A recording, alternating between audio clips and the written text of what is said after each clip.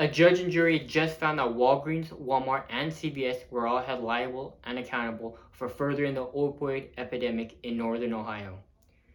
Over a 15-year period, they have to pay $650 million to 2 Ohio counties.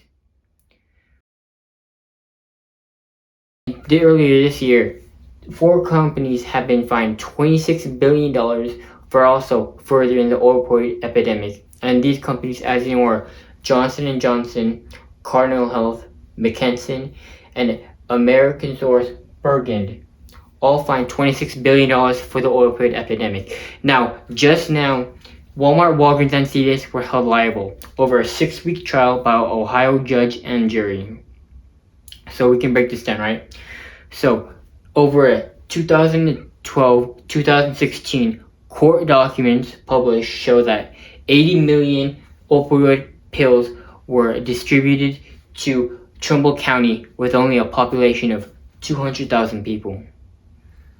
And in that same time period, 2012 to 2016, 60 million pills were delivered to Lake County with a population of 230,000.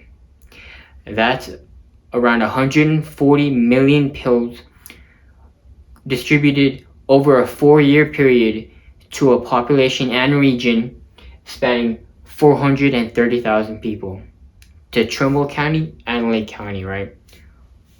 So that's why the judge and jury are in Ohio. This happened all in Ohio. And guys, that's a lot of pills. That's enough pills for 1 in 3 Americans just to take 1 pill, with a population of only 430,000 people in that time period of 2012 to 2016. And you're asking, why is this a big deal? Well, it's a big deal because these are huge major corporations and industries that just been held accountable. Earlier this year, like I said, Johnson & Johnson, McKinnon, the Cardinal Health, and American Bergen were all held liable $26 billion.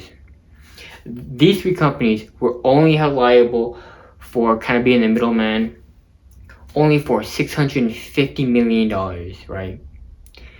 And it's their pharmacies, right? It's not really so much Walmart, Walgreens, and CVS, their organization. It's only their pharmacies had these opioids and distributing at that time, right? Because a lot of research went in, and a lot of doctors would prescribe these drugs, but they really would only sit down with you for 15, 30 minutes just to see, like, what are your symptoms. And they just write you a pill. They send it off to these companies, and then they set you up, right? Because if your insurance was paying for Presbyterian, or let's say like the actual healthcare, real expensive one, they wouldn't be sending you to these places just to get prescriptions, right?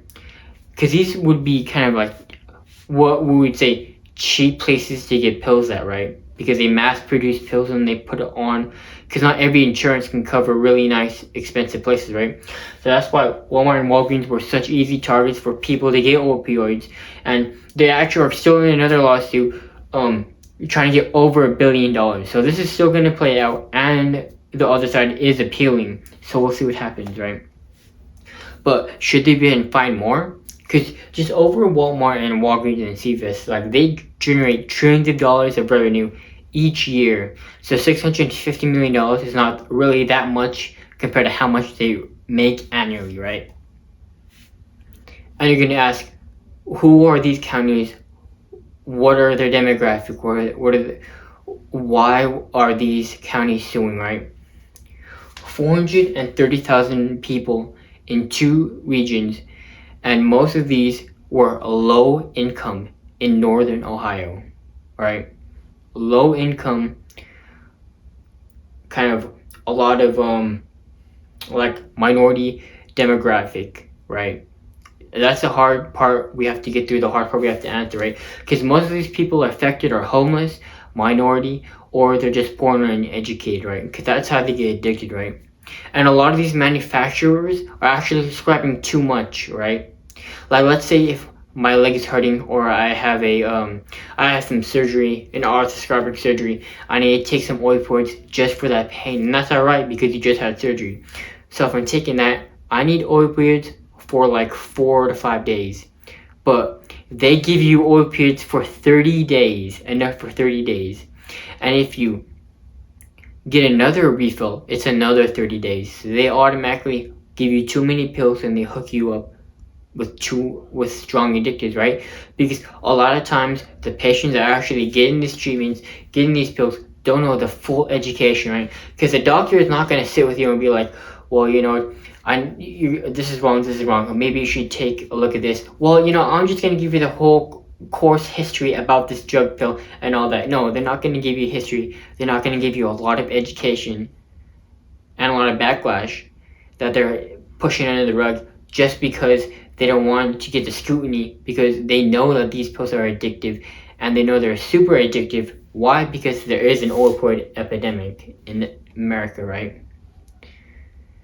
And this is really important. We're not going to go into the full history, but just right now, Walmart, CVS, and Walgreens being held liable, that's huge. These are major corporations that are kind of standing with the people, right? Walmart's for the people. Buy more, save more. CVS, Walgreens have the great discounts, right? So they really kind of hurt their name and branding just getting affiliated with opioids when they did. And this is the whole thing, right? They're going to appeal and say, well, no, we're not really trying to market them. We're not really trying to mass sell them because everybody knows they're bad. But there was a fact that through these stores and through their manufacturers getting in contact with these stores, they shipped 140 million pills to the Ohio counties, right? That's what the court documents show. That's why they took them to court, and that's why right now they are held liable for $650 million over a 15-year span to these two counties, right?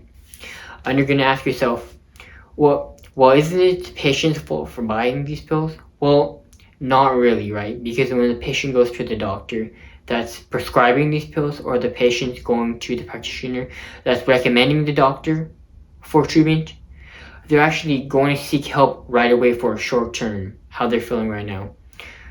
They're not getting into the history of, if I take these pills now and then in a month when I stop taking the pills, will I still be addicted or will I not be addicted, right? Because they do give you too much pills, not just for a week, not just for 2 weeks, 30 days at a time each time you refill up.